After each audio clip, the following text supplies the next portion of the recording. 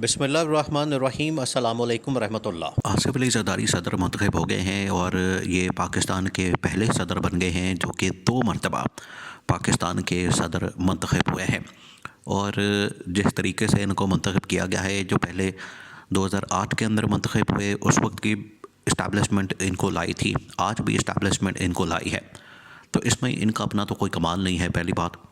दूसरी बात ये कि अब ये सदर मुंतखब हो गए हैं तो ये हुकूमत का धन तख्ता करने में बिल्कुल देर नहीं लगाएंगे।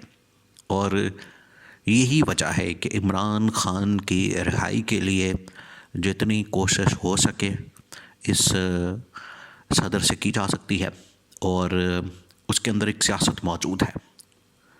ये जो सदर आसिफ अली ज़रदारी की जानिब से एक तवक्को है कि वो इमरान ख़ान की रिहाई का बंदोबस्त, उनके लिए बातचीत, मुज़ाकरात, एक रिकन्सिलिएशन की, मफाहमत की, उनके लिए रास्ता बनाने की और उनकी वापसी की, रिहाई की, जेल से बाहर निकालने की जो उम्मीद है, तवक्को है, इस वजह से है कि आसिफ अली ज़रदारी ने सियासी तौर पर आके किस तरह से अपनी बिसात चलनी है, शतरंज की चाल चलनी है, वो इंतहाई अहम मामला है, इसको आपने समझना है। देखें, पहली बात यह है कि आसिफ अली ज़रदारी पाकिस्तान के वो पहले शख्स हैं जो कि दूसरी मरतबा सदर मुंतखब हुए।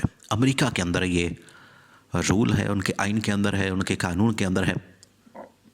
पाकिस्तान के अंदर तो खैर आइन और कानून को कोई मानता ही नहीं, वो चाहे नून लीग हो या पीपल्स पार्टी हो या कोई और इदारे हों, यहाँ पर आइन और कानून की तो धज्जियाँ उड़ाई जाती है और अपनी मर्ज़ी से तमाम कवानीन और जो आइन है वो बनाया जाता है, आइन के अंदर तरामीम की जाती हैं। अमेरिका के अंदर ये रूल है कि एक शख्स 2 मरतबा सदर बनता है और उसके बाद वो ताहयात सदर नहीं बन सकता, तो 2 टर्म जो हैं उनके लिए मुख्तस की हुई हैं। पाकिस्तान के अंदर तो खैर ये जो वज़ीर आज़म बनने के लिए पहले मुशर्रफ ने एक टर्म आइन के अंदर तरमीम की थी कि 2 मरतबा जो वज़ीर आज़म बन गया है अब तीसरी मरतबा नहीं बन सकता, और उस तरमीम का असल में इतलाक़ नवाज़ शरीफ के ऊपर और बेनज़ीर भुट्टो के ऊपर होता था। तो बाद में इन लोगों ने जो डील की परवेज़ मुशर्रफ के साथ, जो एक NRO की, अपने केसेस वगैरह माफ़ करवाए और सब कुछ किया, उसके अंदर ये बाकायदा तौर पर आइनी तरमीम शामिल की गई कि हमने जो 2 मरतबा की टर्म ये जो आइन के अंदर लगाई गई है मुशर्रफ की जानिब से, हमने इसको भी ख़त्म करना है, और वो ख़त्म की गई। जिसके बाद रास्ता खुला बेनज़ीर का। बेनज़ीर तो खैर उससे पहले ही वो शहीद हो गई, वो तो ना बन सकी, लेकिन इसका फ़ायदा कम से कम नवाज़ शरीफ को ज़रूर हो गया। तो नवाज़ शरीफ तीसरी मरतबा वज़ीर आज़म तो बन गया 2013 के अंदर, और आज भी उसकी ख्वाहिश तो थी, आज भी उसने अपनी बारी तो लगाई हुई थी चौथी बार भी बनने की, लेकिन अब 3 मरतबा बन के भी उसको चैन नहीं आ रहा, सुकून नहीं आ रहा, और अभी भी उसके कलेजे में ठंड नहीं पड़ रही। इक़्तिदार की इतनी लालच, हवस शायद ही किसी इंसान के अंदर हो जितनी कि नवाज़ शरीफ के अंदर है। तो ये तो मामला अब सेटल हो गया। तो जो आसिफ अली ज़रदारी हैं वो सेकंड टर्म के लिए पहली मरतबा पाकिस्तान के सदर बनने वाले शख्स बन गए हैं, क्योंकि इससे पहले कभी नहीं हुआ 1947 से 1947 से लेके आज तक कि कोई शख्स जो है वो 2 मरतबा सदर बना हो। सदर हमेशा शख्स जो भी बना है वो एक ही मरतबा बना है। उसके अंदर आप वो सदर अयूब ख़ान से लेकर आगे जो यहया ख़ान, फिर उसके बाद ज़ियाउल हक, फिर उसके बाद ये जो जनरल मुशर्रफ ये भी सदर बने, फिर उसके बाद अब डॉक्टर आरिफ अलवी, और उससे पहले ममनून हुसैन। तो ये पूरी एक तारीख़ है जिसके अंदर जो शख्स सदर बना है वो उसके बाद दोबारा सदर नहीं बन सका, लेकिन आसिफ अली ज़रदारी दोबारा सदर बना। अब आगे जो सियासी तौर पर होना है अगले 6 महीने साल के अंदर, उसमें इमरान ख़ान की रिहाई को हर सूरत में यकीनी बनाना, उसका बंदोबस्त करना पीपल्स पार्टी अपने फ़ायदे के लिए ज़रूर ये करेगी। देखिए, जब नून लीग की हुकूमत थी 2013 से 17-18 तक, उन दिनों में बलूचिस्तान के अंदर 2 असल में ऐसे मामलात हुए थे जिसमें पीपल्स पार्टी और PTI के अंदर एक किस्म का इत्तेहाद था, लेकिन उसका ज़्यादा वावेला नहीं किया गया, ज़्यादा शोर नहीं मचाया गया, मीडिया के अंदर ज़्यादा डिस्कशन नहीं हुई। लेकिन बैकडोर चैनल के ऊपर PTI पीपल्स पार्टी का इत्तेहाद था। उसमें पहले तो नवाज़ शरीफ को झटका दिया आसिफ अली ज़रदारी ने बलूचिस्तान की गवर्नमेंट को तब्दील करके, बलूचिस्तान की हुकूमत को तब्दील करके। और बलूचिस्तान की गवर्नमेंट को जो चेंज किया गया, तब्दील किया गया, वो इस तरह से कि इन्होंने ये काम किया जो बलूचिस्तान के अंदर उस वक्त नून लीग की गवर्नमेंट थी, यानी कि नवाज शरीफ की हुकूमत थी 2016-17 में। पहली तब्दीली वहाँ पर आई, पीपल्स पार्टी ने PTI के साथ इत्तेहाद किया और नवाज शरीफ की हुकूमत का तख्ता उलट दिया बलूचिस्तान के अंदर। और वो आगाज़ था इस बात का कि वफाक के अंदर अब तब्दीली आने वाली है।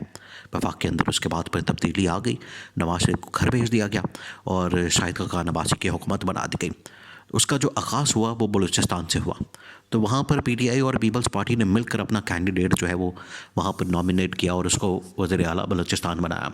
अब आगे जो है, जब सेनेट के इंतखाबात का मामला आया और उसके अंदर जब PTI का दौर था, तो उसमें नून लीग की बड़ी मेजॉरिटी थी, वहाँ पर अक्सरियत थी और नून लीग अपना वहाँ पर कैंडिडेट लाना चाह रही थी चेयरमैन सेनेट के तौर पर। लेकिन चेयरमैन सेनेट जो है वहाँ पर फ़ारिग किया गया, जो ये नून लीग का कैंडिडेट था। तो यहाँ पर जो पीपल्स पार्टी और PTI ने मिलकर गेम खेली और सादिक संजरानी को, और ये इस्टेब्लिशमेंट का आदमी था, उसमें पीपल्स पार्टी शामिल थी, तो सादिक संजरानी को चेयरमैन सेनेट बनाया गया। वहाँ पर भी आसिफ अली ज़रदारी ने नून लीग को धोखा दिया, नून लीग के साथ गेम की और ये जो पीपल्स पार्टी है इसने PTI के साथ या इमरान खान के साथ हाथ मिलाया। तो हमेशा से ये जो एक अब ट्राइका बना हुआ है, एक पीपल्स पार्टी, दूसरी नून लीग और तीसरी PTI, अब इनके दरमियान ये सारी इक़्तिदार की जंग होती है। तो अभी वक्ती तौर पर तो ये दोनों इकट्ठे हैं, नून लीग और पीपल्स पार्टी, PTI को बाहर रखने के लिए। लेकिन एक वक्त आएगा कि पीपल्स पार्टी PTI दोनों मिल जाएंगी, यानी कि इमरान खान मिल जाएगा और नून लीग को बाहर रखना है। तो ये अब चलता रहेगा। अब इस वजह से जो आसिफ अली ज़रदारी, उसको इमरान खान की ज़रूरत तो पड़ती है, क्योंकि इमरान खान की ज़रूरत के बग़ैर तो ये काम आगे चल नहीं सकेगा।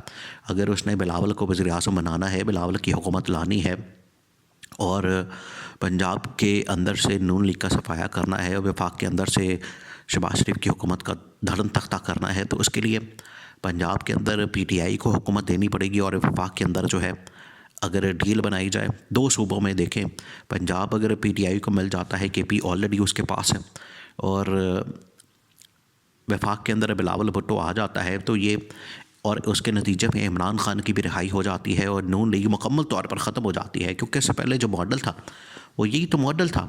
जब ये पिछला दौरे हुकूमत था इमरान खान का, उसके अंदर क्या था? उसके अंदर KP के अंदर इमरान खान की हुकूमत, पंजाब के अंदर इमरान खान की हुकूमत, वफाक के अंदर इमरान खान की हुकूमत।